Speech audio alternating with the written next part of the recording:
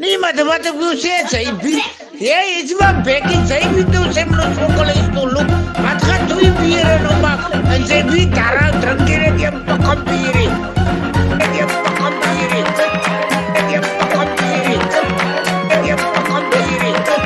En die hem pakken bieren. En die hem pakken bieren. En die hem pakken bieren. En die hem pakken bieren. En die hem pakken bieren. En die hem pakken bieren. En maak je het best van je gezegd. Ik heb een kranige drang, ja. Je gaat je nou met daar en weer kopen. Kopen daar en weer weer. Als dat zie. Als nou loopt ze de hoek in die kapot, kan keer spraken. Als kan blokkje verzoeken, maar mijn drank spoort je niet. Ja, je spoort niet mijn drank. Ik heb bereid om een blokje vast te gieten. Morgen op je. Maar als ik nou op de contract moet zijn, dan zijn we kan. Dan wil je wel laten met de pakken leven.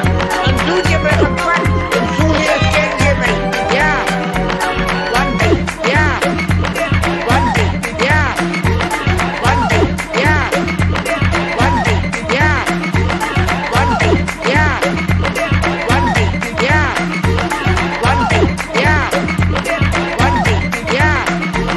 One day, ja. Want drank ontbreekt mij niet. Ik zal een pokkenlikje boeren, zal een kroketje geven. Maar niet een glas bier op, een pokkelglas whisky.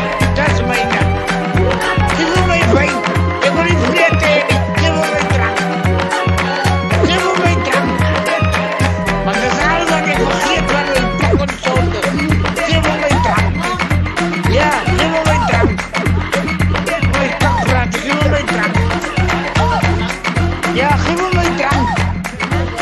Zweden is geen brood voor je hond, maar je gaat prachtig in bij je volgend glas bier laat vallen.